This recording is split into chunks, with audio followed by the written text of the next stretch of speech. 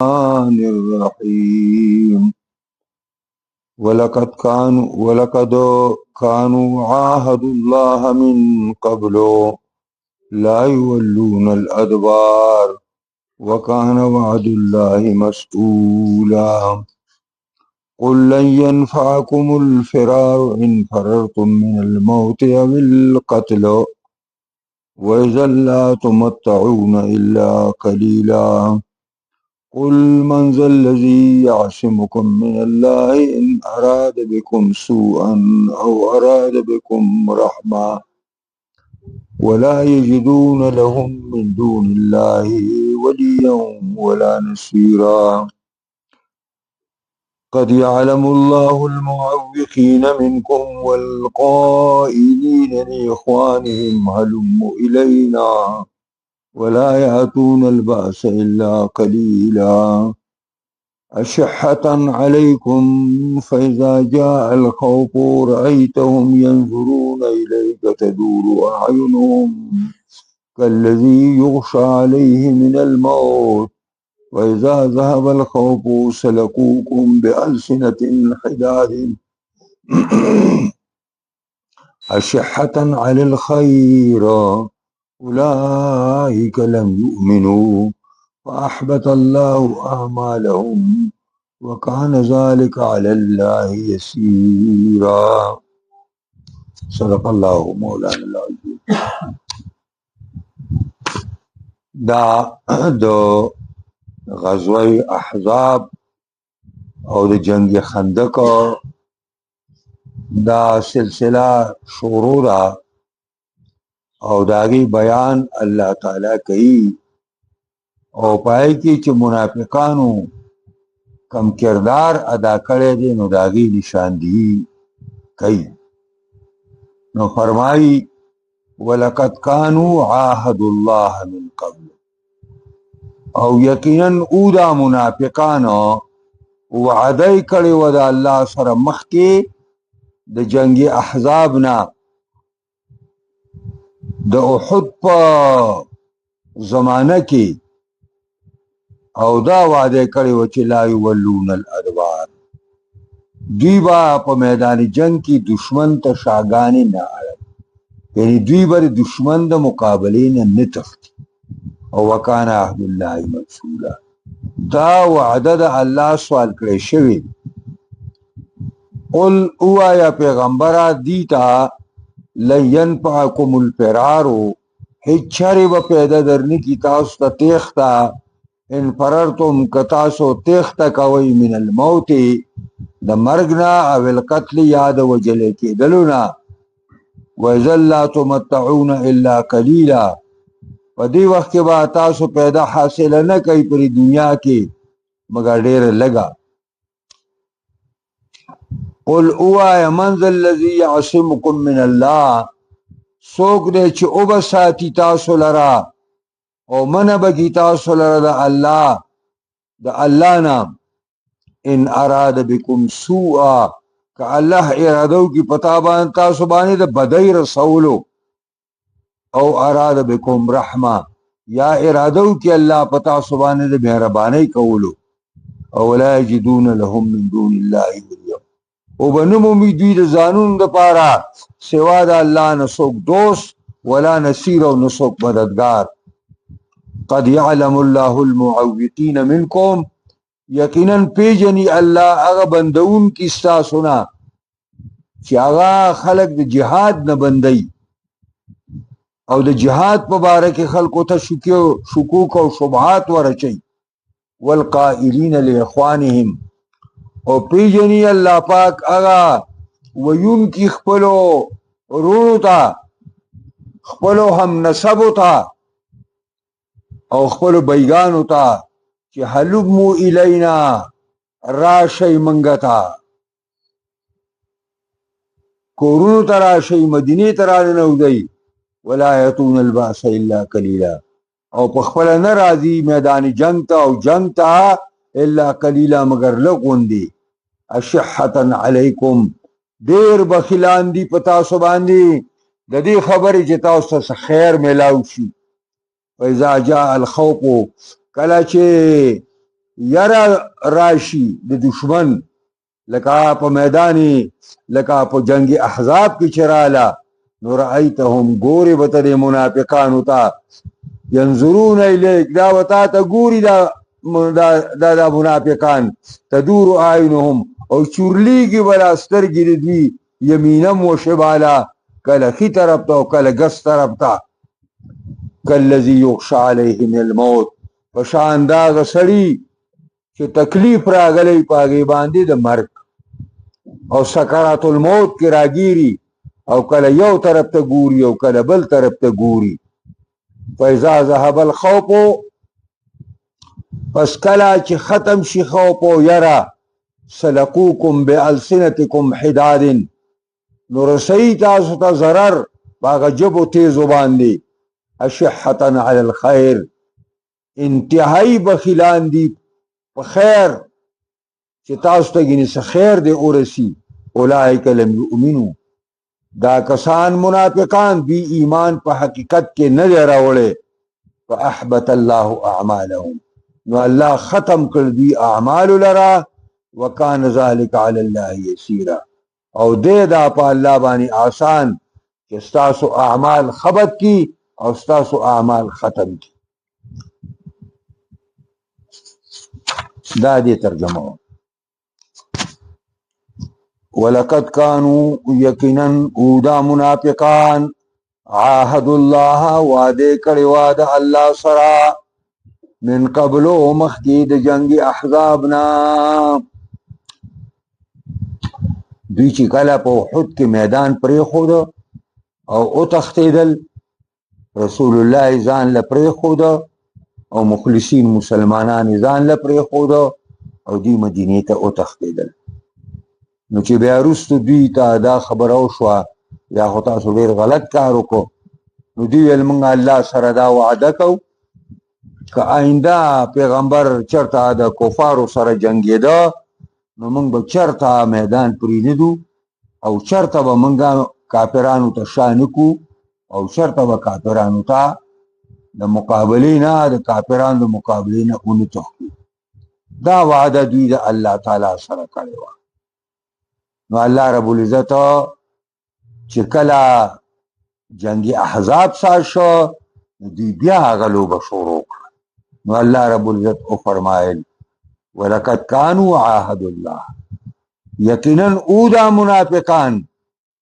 وعده کړی و د الله سره مخکې د جنگ احزاب نه د احد د غزا په موقعه چې لا یولون الادبار دوی به آینده ناوی دشمن ته شاګان یعنی دوی به میدان نه نه تښتي څنګه چې د احد نه تښتېدلي او دا خو د الله وعده ده او د الله د وعدې به الله ضرور تپوس کوي دا انساني وعده نه ده چې الله به دې تپوس نه کوي د دې وعدې تپوس په منافقانو الله تعالی کوي وکان عهد الله مسئولا دا وعده د الله سوال کړی شوی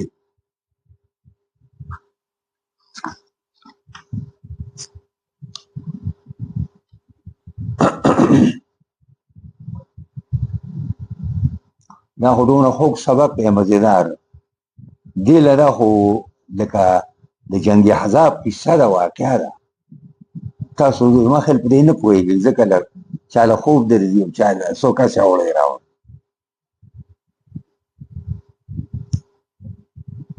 دا د دې هغه کردارو چې وعده الله سره کړې وه نو د الله هغه وعده یې ماته کړه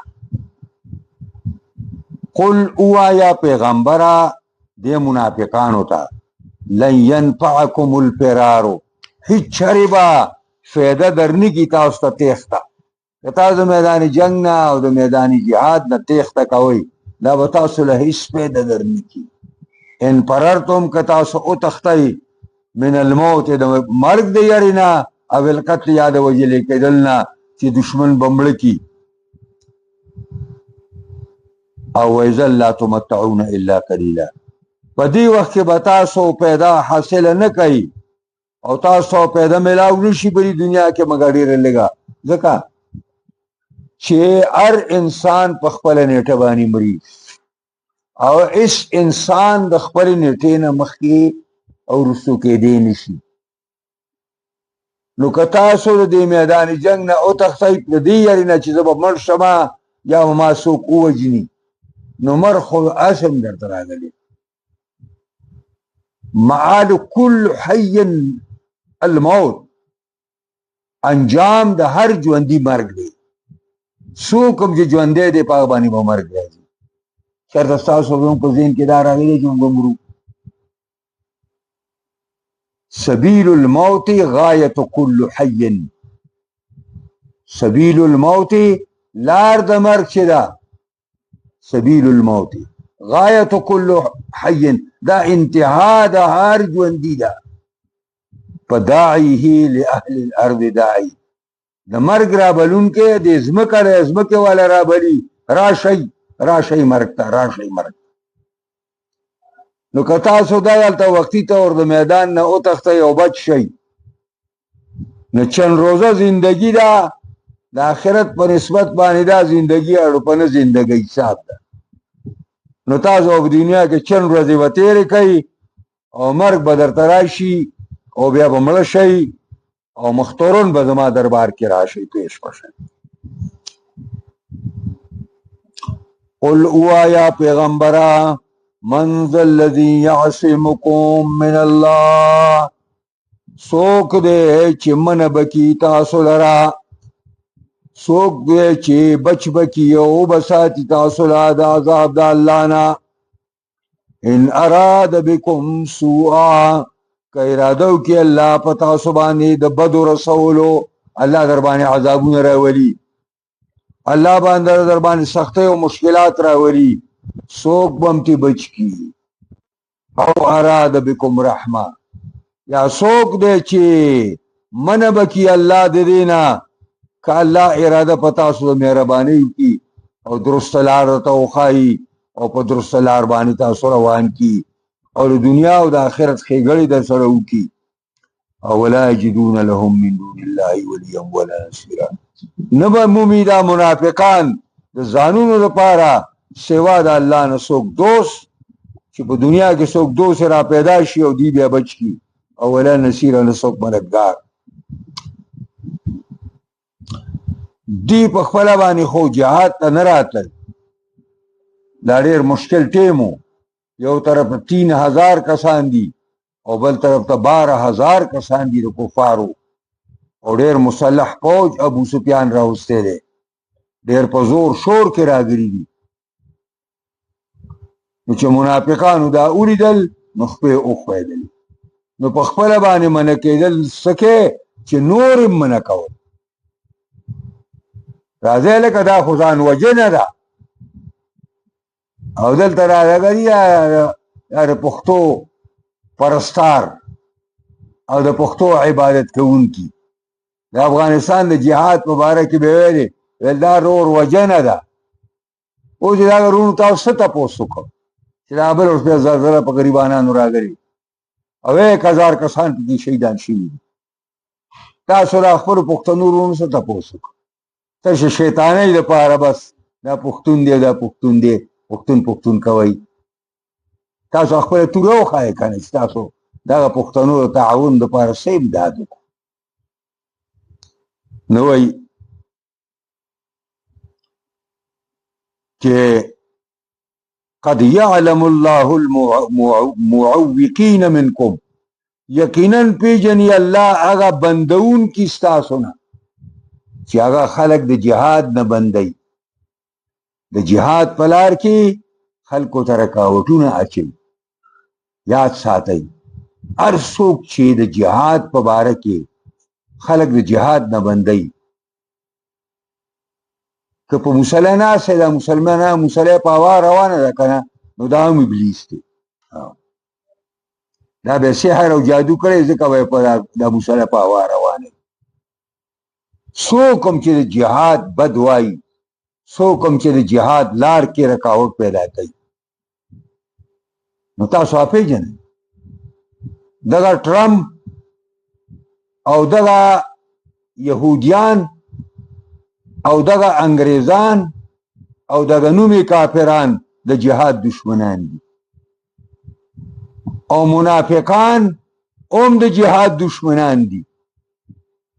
منافقان د اسلام په رنګ کې، د اسلام په جامه کې، د اسلام د کار په بانه کې اگی لګي د جهاد نه خلک بندي، د جهاد بد خلکو ته بیانې.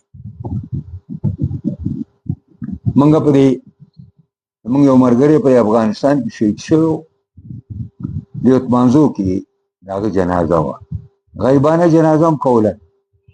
داغه راتلونو په شکور کې زمونږ کلي ته چې تلونو په یو ډاکسن کې کېناست، یو امیر صاحب پکې ناست، کال یې لګولی، یو کال تور پټکې مزدار والي زمونږ اشته و. نو هغه د ملګرو خبرې وکړې چې یاره دغسې فلانې ملګری شهید شوی و، مونږ جنازې له تللي. نو هغه یاره دا جنازه خو ویل دغه خو چې کوم دی دا شهادت خو ډېر لویه مرتبه ده، خو ویل دا چې سړی په دوبچه کې پروت دی او دا په خوله باندې دا بچات بړېږي که نه. ما ورته ویل چپ شه امیر صاحب دا داسې وویلي، په جهاد کې مړ شوی مچان به پرې بغړېږي، خو جنتي دی خدای ورکړي. دا څه ګډوډ دی؟ نو دا غریبانان لږ ناپوهه دي او یا بیا قصدن کوي دا کار. قرآن او فرمایل قد یعلم الله المعوقین منکم، یقینا الله پیژني په تاسو کې هغه خلک چې هغه خلک د جهاد نه بندوي. اول قائلین لاخوانکم، او هغه کسان پیژني چې هغه وایي خپلو وروڼو ته نسبن وروڼه دي، نسبن.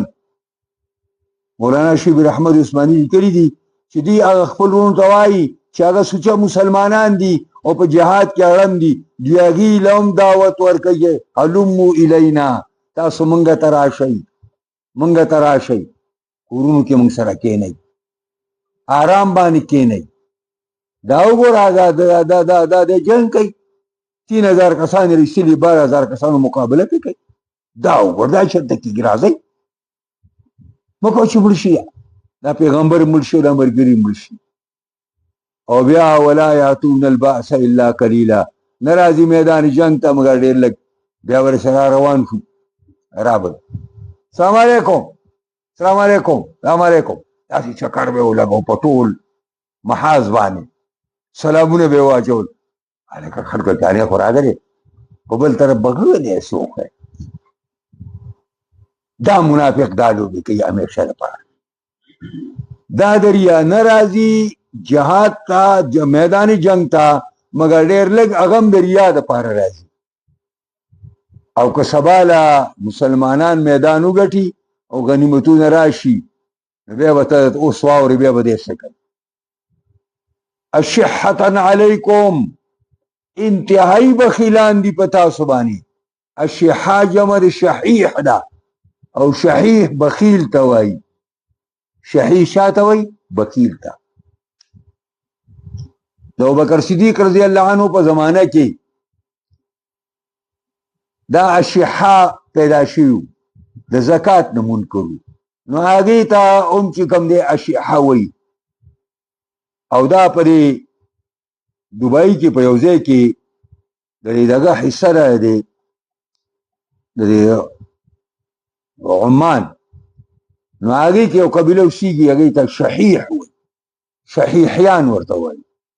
نو دا شحیحان هغه دي چې زکات ته منکر شوي ده، دلته راتښتېدلي وو، بیا دلته خو مسلمانان ورپسې راغلل او جهاد وشو او دا کړل او څه یې ویول او څه دلته پاتې شوي دي. یو قبیله د هغې ته شحیح قبیله وایي، یعنې منکرین زکات. نو اشحة په معنا د بخلاو باندې دی. اشحة علیکم، په داسې حالت کې او منصوب دی حال واقع شوی، په داسې حالت کې چې بخل کوونکي دي په تاسو د هر قسم خیر، یعنې په تاسو هېڅ قسم خیر نه پیرزو کېږي چې تاسو د میدان وګټئ، تاسو د کفر سرکوبي وکئ، تاسو د اسلام جنډه بلنده کوئ، دا یې په تاسو نه پیرزو کېږي. فاذا جاء الخوف، نو یو طرف ته دا د منافق لوی صفت بخل دی، او بل طرف ته د منافق لوی صفت دا ډرپوک وي. دا داسې به ګوري، دا بعضې خلک یې که نه چې دا حق وایي داسې وګوري، یاره پلانران پې خفه نشي، پلانې پې رانه خفه نشي، پلانې پې رانه خفه نشي. نو دا منافقي که نه، دا انتهایی بخیل مي او دا انتهایی بزدل مي. فاذا جاء الخوف، کله چې راشي یره د دشمن، لکه دا په دې جنگ احزاب کې چې راله، دا سخته یره وه، انتهایی یره وه.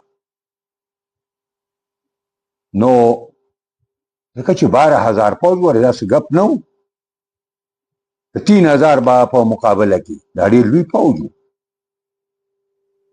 نو رأیتهم اینی به د منافقان ینظرون الیک، پیغمبره تا ته به رسي ګوري، او تدور اعینهم، چورلیږي به سترګې دوی، کله به ښي طرف ته ګوري او کله به ګس طرف. الله د دې مقابله به څوک، الله دا سترګې کله داسې اړوي او کله داسې اړوي. کالذي یغشى علیهم الموت، په شان د هغه زنکدن والا سړي باندې چې په هغه باندې سکرات الموت راغلي. دا ابتدا کې چې د سړي زنکدن شروع شي نو انتهایی تکلیفي، د بدن هره پرزه نه فرشتې دا روح راکاږي، نو دا هره پرزه خوږېږي.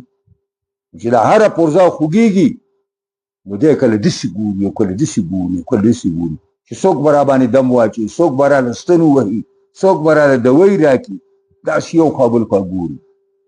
نو چې کله دا روح راټولېږي ورو، خلک وایي سترګې حق ته ونیولې، لکه دا مولوي دي چېرته، هلکه وایي سترګې حق ته ونیولې، بیا په آخر کې به بیا نیغ ګوري بره، داسې ګوري.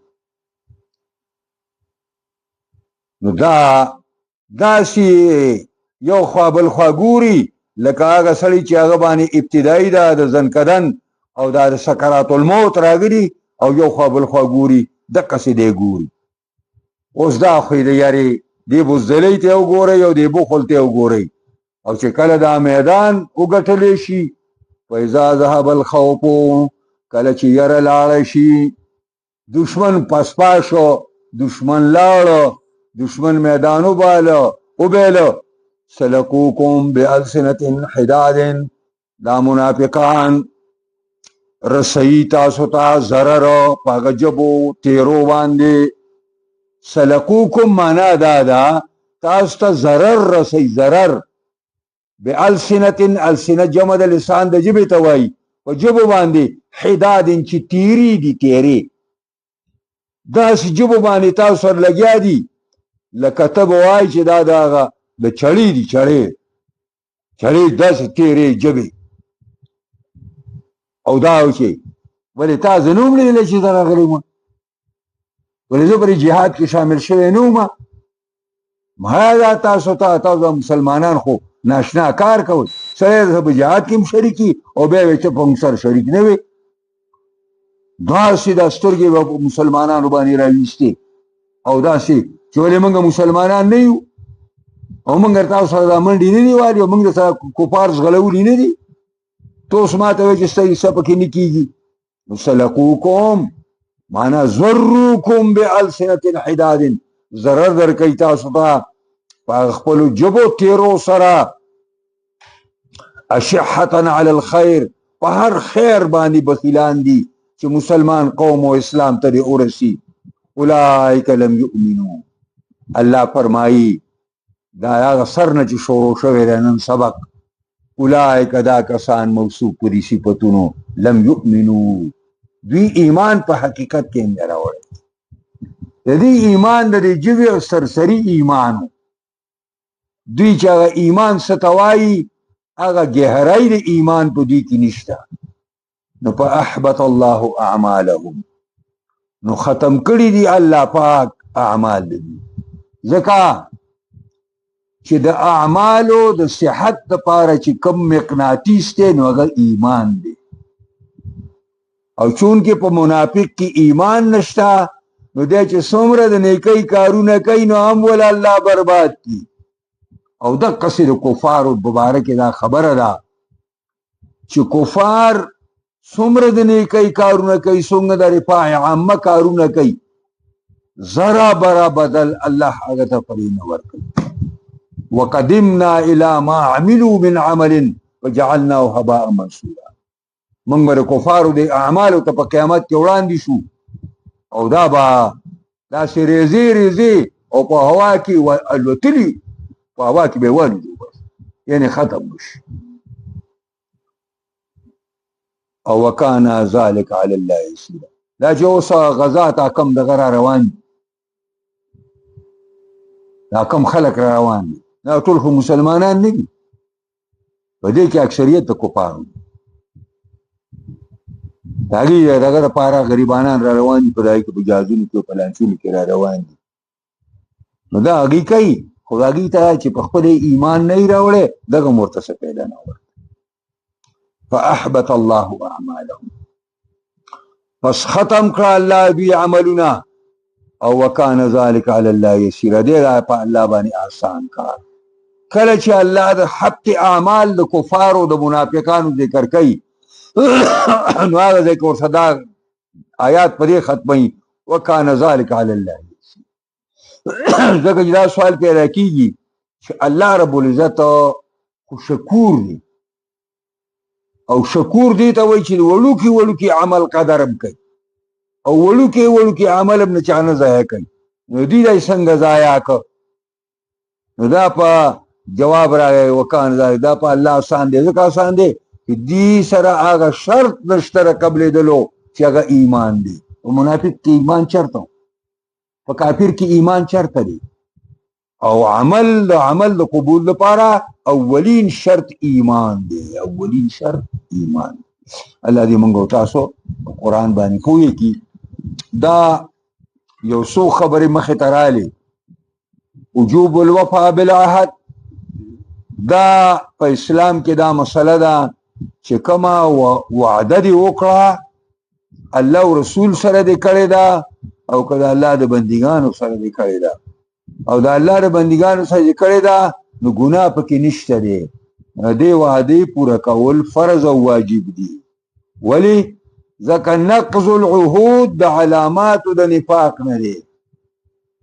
تاسو د منافق په باره کې وړوکی حدیث ذکر کړی دی چې ذا وعد اخلفه. د منافق یو نښه دا ده چې کومه وعده وکړي نو د هغې خلاف کوي. او دویم ترک الجهاد خوفا من القتل عمل غیر صالح، پرېښودل د جهاد په دې یره باندې چې زه به پکې مړ شمه، دا عمل صالح نه دی. اذ القتال لا ينقص العمر، ځکه چې په جهاد کې عمر نه کمی، او نه دا چې څوک جهاد له لاړ ټول به مري، دا لازمه نه ده. او نه دا لازمه ده چې کم کور کې ناست دا به ټول د مرګ نه خلاص شي. مرګ خو یو تړلی شی دی، هغه خو د سړي په ریسټ کې تړلی دی. که جهاد لځي هم در سره ځي، او که په کور کې کینې هم در سره به وي. دارنګې وترکه پرېښودل د جهاد لا یزید فی، دا په عمر کې اضافه نه راولي. الشح والبخل من صفات المنافقین، بخل او بزدلی دا د منافقانو صفت دی. مومن با شجاع وي، بادر وي، او مومن به صحیح. وی دا مومن دا بټوي دا دغه تک په دې باندې هغه تېنه اوباسي کله چې د الله تعالی د دین دپاره او د مسلمانانو د خیر دپاره څوک اعلان وکړي چې هغه چانده. نو دا د مومن د کار خیر په وخت کې او په یو مطلبي کار کې به د هغه د جیب نه پیسې راوړي. دا په کتابونو کې صفا لیکلي دي. دا د مؤمن نښه یې ښودلې ده چې د مؤمن د پیسو به هغه داسې نه دي چې په ډمو باندې به یې ورشیندي، په ډمامو به یې ورشیندي. یا لکه دا اوس چې بل ورځ یو واده موږ له په مخې له راغی، ما ویل چې دا خو هغه پخوا چې میر عالم خان بادر به ورته ویل زمونږ دا زمونږ چې کوم هغه اګیستی دی دا خودکاشه دا د هغه و. نو هغه دومره نیکانو نو ما دا وایو د ګیران افغان د زوی په واده کې به دومره ګاډي خدای بر چې 500 شپېته ګاډي موږ له به راله پرې مهرباني نو دا منافقت کارونه دي. اوس دغه سړي ته ووایه چې 15 روپۍ د الله تعالی په لار کې ورکوه تیار نه دی یا 500 شپېته ګاډي دا داسې نه دا وله خلکو کړي خو دا به د ده به دا وځي دا به دې خلکو له کوي بیا د 500 شپېتو ګاډو ته تیار دی چې باید کې 2-3 لکه روپۍ به د نه لګي خو د الله په لار کې 15 روپو ورکولو ته دی تیار نه دی او دی چې صفتونه شروع کړي نو ما به زما غټ مسلمان چرته دی نو دا وهما شر الصفات په الانسان او بخل او بزدلی دا په انسان کې انتهایی ناکار صفت دی او